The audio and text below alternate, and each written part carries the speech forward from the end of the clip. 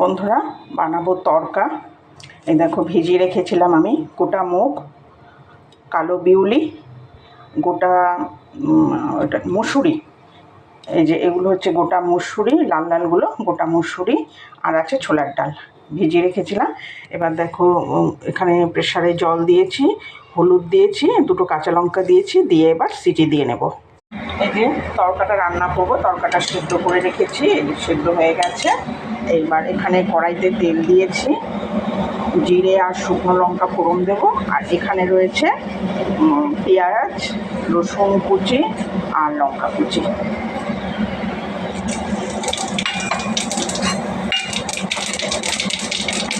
আগে দেব রসুন কুচি।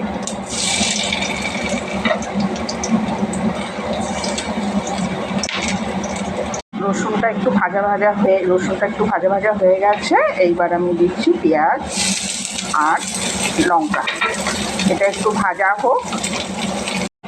ভাজা হয়ে গেছে, এবার আমি তড়কার ডালটা ঢেলে দেব। এই যে আমার তড়কা হচ্ছে।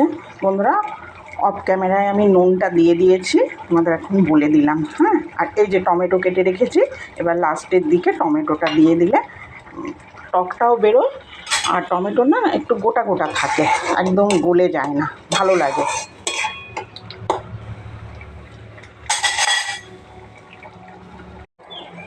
এই যে বন্ধুরা, তড়কা আমার তৈরি হয়ে গেছে। এবার আমি লাস্টে একটু কসুরি মেথি দিয়ে দিচ্ছি।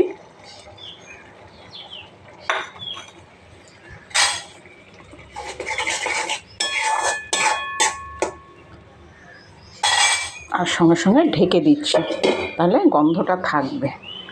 গ্যাসটা বন্ধ করে দিচ্ছি।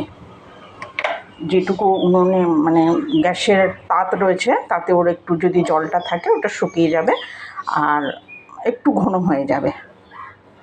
ঘন তো হয়েই গেছে, আর একটু ঘন হয়ে যাবে। আর তোমাদের সঙ্গে একটা টিপস শেয়ার করি, সেটা হচ্ছে তড়কা যদি ডিম দিয়ে করো, এই আজকে যে টাটকা রান্না করলাম এখন, এই তড়কাটা কিন্তু ডিম দিয়ে করলে সেরকম টেস্ট হয় না। এই তড়কাটা যখন বাসি হবে, মানে কালকে এই তড়কাটাকে ডিম দিয়ে ফ্রাই করলে তবে তার টেস্টটা খুব ভালো হয়। তড়কা আমার তৈরি হয়ে গেছে। এবার গরম গরম রুটির সঙ্গে তড়কা খাবো।